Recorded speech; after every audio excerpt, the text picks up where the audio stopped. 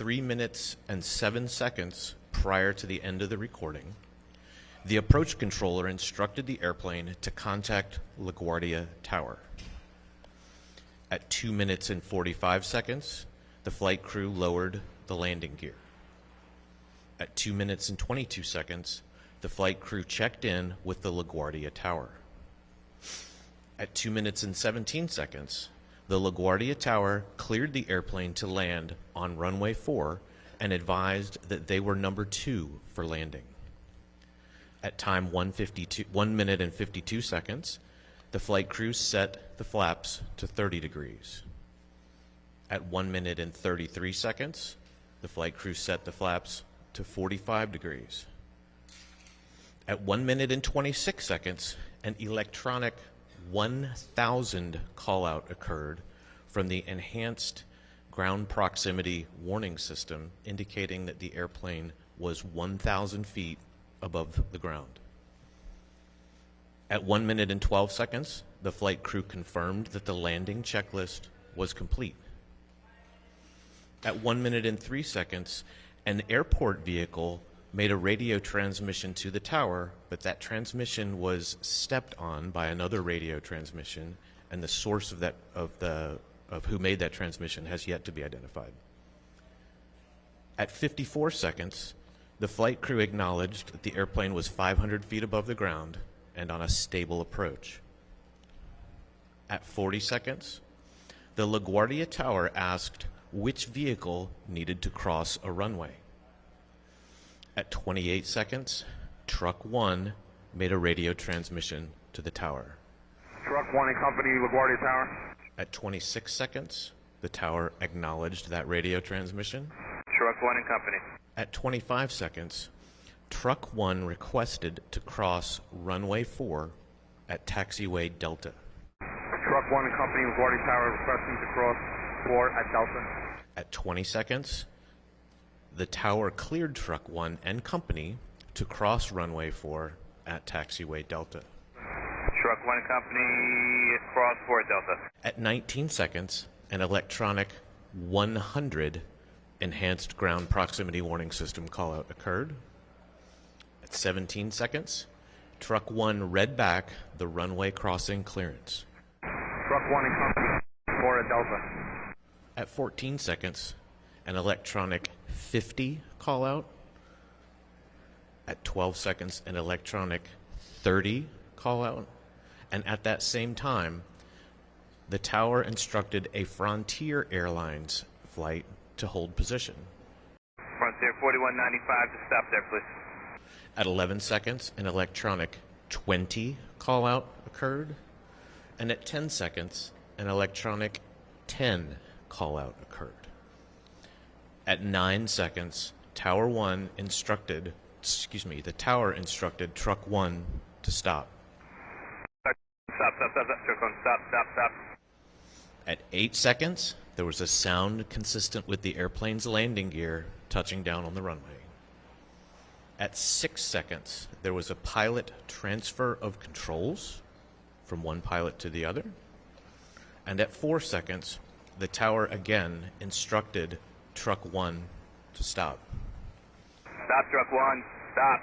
Stop, Truck 1. Stop. At 0 seconds, the recording ended. Thank you, Madam Chairwoman.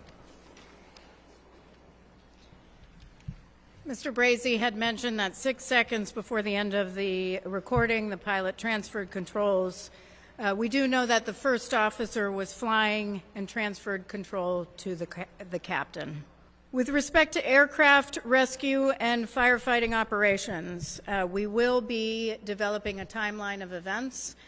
We do know that they were responding to a United Airlines flight 2384 at the gate, which had 2 aborted takeoffs, and the ARF, or the Aircraft Rescue and Firefighters, had received information that there were fumes or smoke or some sort of smell in the cabin, so they were en route to address that. Truck 1, which Mr. Brazy had mentioned, had collided with the aircraft. We do know that there were other vehicles behind Truck 1, which did not begin to cross the runway. We have seen varying information about how many vehicles, so we need to verify that information, and we'll provide it at a later time. Truck 1, however, did not have a transponder.